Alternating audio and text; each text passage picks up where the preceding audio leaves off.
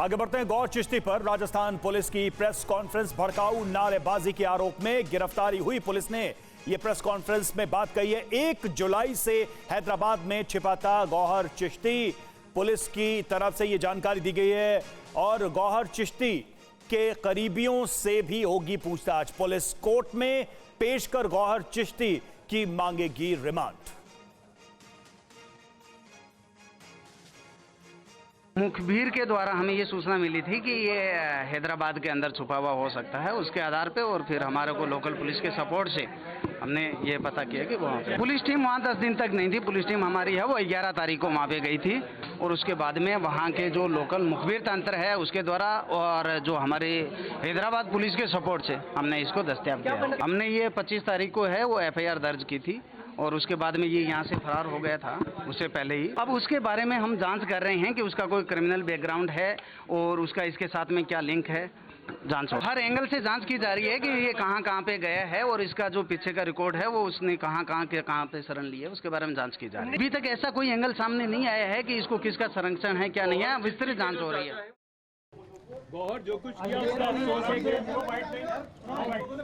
गौहर चिश्ती को अजमेर पुलिस ने गिरफ्तार किया है और अजमेर पुलिस की गिरफ्त में गौहर चिश्ती है और उसके साथ साथ में जो हैदराबाद में शरण जिन्होंने दी थी वो इनके साथ में मौजूद है, इनका सहयोगी मौजूद है। आप देख सकते हैं यहाँ पर। और यहाँ जब हमने इनसे गौहर से बातचीत करने की कोशिश की तो इनका यही कहना था कि कोई पछतावा नहीं है और ये बेगुनाह है। ये थाना है कृष्णगंज, यहाँ पुलिस की गिरफ्त में गौहर चिश्ती आ चुका है और पुलिस की टीम ने कड़ी मशक्कत के बाद में 5 लोगों की टीम बनाकर हैदराबाद से इन्हें गिरफ्तार किया है और कल इन्हें फ्लाइट के द्वारा जयपुर एयरपोर्ट लाया गया और जयपुर एयरपोर्ट से देर रात अजमेर लाया गया। गौहर चिश्ती है, ये आप देख सकते हैं, ये पुलिस के साथ है और पुलिस की गिरफ्त में है। SP ने प्रेस वार्ता कर जानकारी दी है कि जानकारी जुटाई जा रही है कौन कौन से इनके जो फंड का ट्रांजैक्शन हुआ और उसके साथ साथ में किस तरीके के ये जो कई जो संस्थाएं हैं उनसे जुड़ा हुआ है, इसके बारे में जानकारी जुटाई जा रही है। और ये जो फरारी काटी थी, जो ये 10 दिन फरारी काटी थी, उसके बारे में जानकारी जुटाई जा रही है। और चलिए अब आपको पूरा मामला विस्तार से समझाते हैं, बताते हैं कि दरअसल ये गिरफ्तारी हुई कैसे। गौहर चिश्ती की तो 17 जून को सिर कलम जैसे नारे लगाए थे और तब से पूरे भारत में इस व्यक्ति की चर्चा थी, यानी गौहर चिश्ती की चर्चा थी और दरगाह के बाहर भड़काऊ बयानबाजी की थी।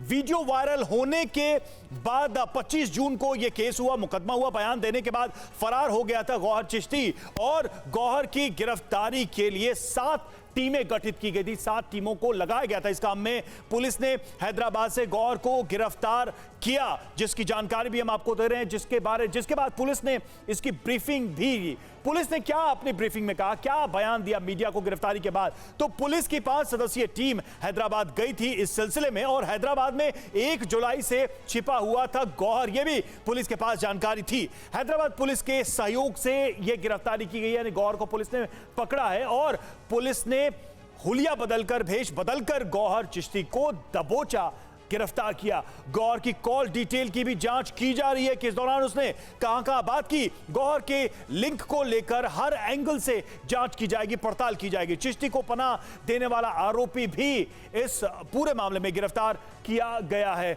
और कैसे उदयपुर हत्याकांड से लिंक्ड है गौहर का नाम, जरा इसको भी समझिए। भड़काऊ बयान के बाद उदयपुर रवाना हुआ था गौहर, यह एक बड़ी जानकारी निकलकर सामने आ रही है। कन्हैया लाल के हत्यारों से मुलाकात करने की भी खबरें हैं, यानी कि वो लोग जिन्होंने कन्हैया लाल की बर्बर हत्या की उनसे मुलाकात की और मुलाकात को लेकर अभी तक कुछ भी साफ नहीं है, स्पष्ट नहीं है। लेकिन इस लीड पे भी जांच आगे बढ़ रही है, इस पे भी पूछताछ की जाएगी। हत्याकांड से जुड़े मामले से गौहर से पूछताछ की जाएगी। 28 जून को कन्हैया लाल की गला रेतकर हत्या कर दी गई थी। और देखिए, इसी से जुड़ी एक बड़ी खबर आपको बताएं। गौहर चिश्ती को लेकर एक और बड़ी खबर है। हैदराबाद में पुलिस ने 4 से 5 दिन तक रेकी की। बेगम बाजार इलाके में पुलिसकर्मी अपना हुलिया बदल कर रह रहे थे ताकि गौहर चिश्ती उनकी गिरफ्त से भाग ना पाए। गौहर का सहयोगी अमानुल्लाह चूड़ियां बनाने का काम करता था, तो जहरीली जुबान वाला गौहर चिश्ती आखिरकार पुलिस की गिरफ्त में आ गया। ध्वज आर्य हमारे संवाददाता इस वक्त अजमेर से हमारे साथ जुड़ रहे हैं। ध्वज, हेट स्पीच को लेकर बहुत नुकसान हुआ है अजमेर का भी, और गौहर चिश्ती ने जिस तरह से हेट स्पीच का वहां पर हेट स्पीच दी, ये बताइए अब यहां से आगे क्या होगा? गौहर चिश्ती को गिरफ्तार कर लिया गया है, क्या कह रहे हैं अजमेर के लोग इसको लेकर? देखिए, अजमेर के क्रिश्चियनगंज थाने में गौहर चिश्ती है और अभी फिलहाल मैं अजमेर के क्रिश्चियनगंज थाने में खड़ा हूं और इसी थाने में गौहर चिश्ती और उसका सहयोगी अमानुल्लाह, वो दोनों पुलिस की गिरफ्त में हैं और हैदराबाद से इन्हें गिरफ्तार किया गया है। और जो पुलिस को जानकारी मिली थी, जब पुलिस को इनपुट मिला, जब उसकी कॉल डिटेल निकाली गई, तो लंबे समय से इसके संपर्क में, कई सालों से इसके संपर्क में दरगाह में आना जाना था अमानुल्लाह, जो कि इसका सहयोगी है। और ये जो सहयोगी है, जब इससे संपर्क किया, जब इसके पास में जब इसने हेट स्पीच दी, उसके बाद में पुलिस ने मामला दर्ज किया। बताइए, हमने देखा था उदयपुर के मामले में, में जहां जिसके बाद अजमेर में ये सारी स्पीचें आई, उदयपुर के मामले में हमने देखा था उनका कनेक्शन तो पाकिस्तान और आईएसआईएस पता नहीं कहां से निकल आया था। गौहर चिश्ती के बारे में कुछ ऐसा कहा गया है क्या?